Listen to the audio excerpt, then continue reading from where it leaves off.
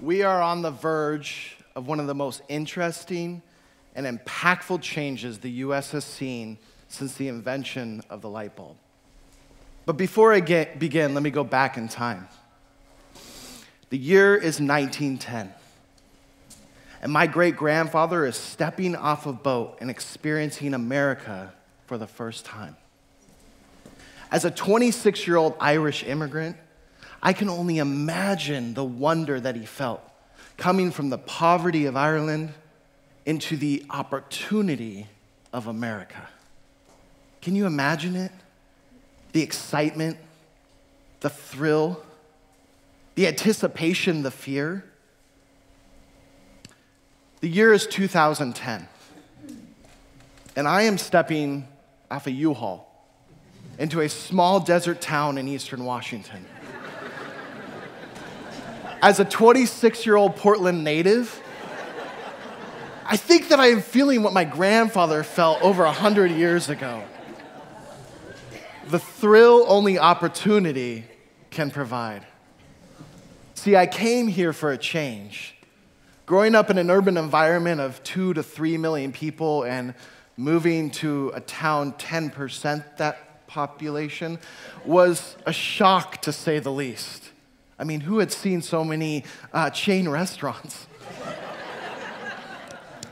But here's the thing. My story is not unique. In fact, it is quickly becoming the norm. See, I moved to an emerging community. To better understand this, we must first understand the word emergence. This comes from the Latin emergere, which means to come into the light, to appear, to surface. As a plant emerges from a seed and then from the ground, so an emerging community is born. But why is this important? We are seeing a massive shift in how the U.S. is dispersed. Watch as in over 200 years, the U.S. transforms in mind-blowing fashion. From the founding of our country to today, we have always been on the move. 1869, the first transcontinental railroad is finished in Promontory, Utah.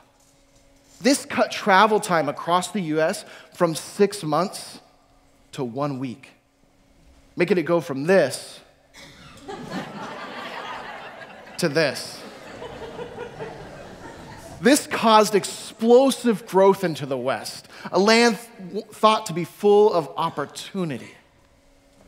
Now, fast forward 100 years, and something is invented in the West that will change our lives forever. It will change the way we interact. It will change the way we communicate. It will change the way we date. And it will ultimately change the way we live. ARPANET was an experiment to transfer packets of data across a network. Scientists at UCLA attempted to transfer the word login across just 2 computers. They made it to low before crashing the entire network. Proving once again that scientists have been getting low long before Little John. 20 years later, Sir Tim Berners-Lee invented 3 technologies we still use today: HTML, URL, HTTP. It's okay if you don't know what those are, but they formed the foundation of what he would term the World Wide Web. You guys know what that is? The World Wide Web was built on 5 key tenets. Decentralization. No one person, organization, or business controls the web. Non-discrimination, what you know today as net neutrality.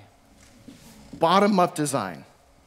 The web is our creative playground. Universality, meaning all computers must be able to talk to one another. And consensus, which means in order for universality to work, there needs to be a set of standards. I want you guys to remember this. Fast forward to today. We have self-driving cars. We have AI. We have machine learning. We could date with a swipe. We could travel across the country in 20 hours. And most importantly, the majority of the U.S. has access to the web. In fact, it went from 6.7% in 2000 to over 87% today. Now, I want you to think back to my great-grandfather. Prior to the advantages of today, your life and ultimately your career were determined by your ability to commute. Without infrastructure or transportation, people were often forced to work in the places of their birth and often in the profession of their parents. But as the U.S. today, we're not bound by infrastructure. Transportation has become second nature. And as the U.S. grew, it became a tech giant. And with this, many people were siloed to metropolitan cities where technology thrived. New York, LA, Seattle, and of course, San Francisco. But today we're seeing waves of change. In fact, thanks to companies like these, many of whom were formed in these cities, access to high-speed internet, and the ability to remote work, people are relocating. Young professionals who make up the largest demographic of the technology industry are moving. And where are they going? They're going to smaller communities.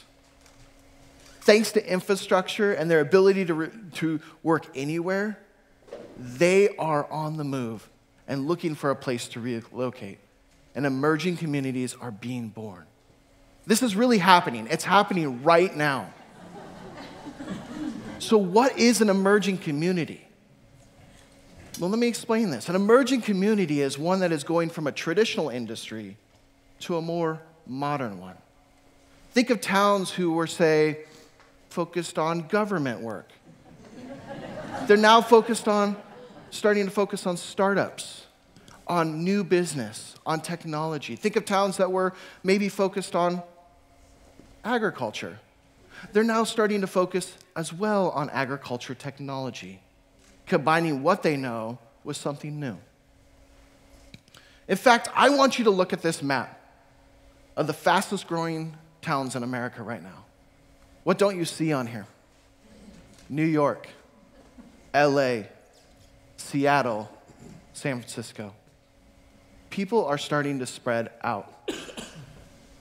In fact, I want to give you guys an example. Lincoln, Nebraska. This town is a town that was formerly focused mainly on agriculture. Its population, just under 300,000 people. Should sound familiar. 10 years ago, they made an initiative. And they decided that it was time for them to grow. In order to do that, they started to do things, revitalizing the downtown, taking dilapidated buildings and preparing them for accelerators and startups and entrepreneurs. And they started to bring together local investors and say, we want to invest in new technology here in Lincoln, Nebraska, where no one goes because all it's known for is corn. And you know what? It worked. 24 of the fastest growing startups on today's list were born in Lincoln, Nebraska.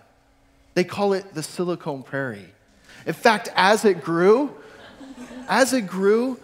things started to happen.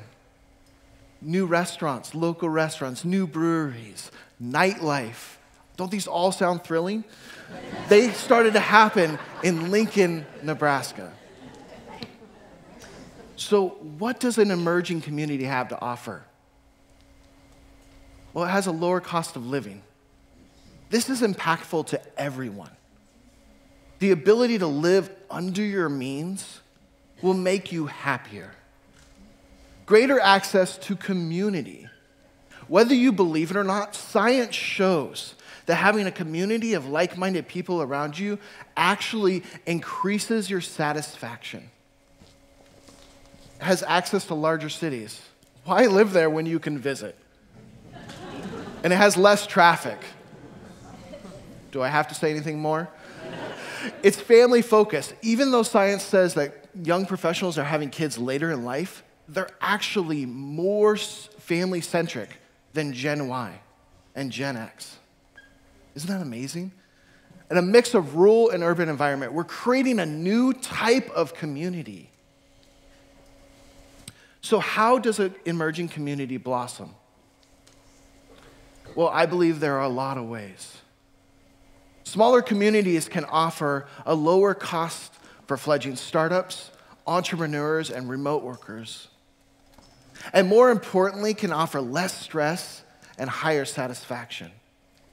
But communities who support the emergence of technology, startups, and a younger workforce, they can adapt the technology that is being built, sold, and shared. They can have their voice in the future of America. Now, I believe there's 5 key tenets. Let's see if we remember these. Decentralization.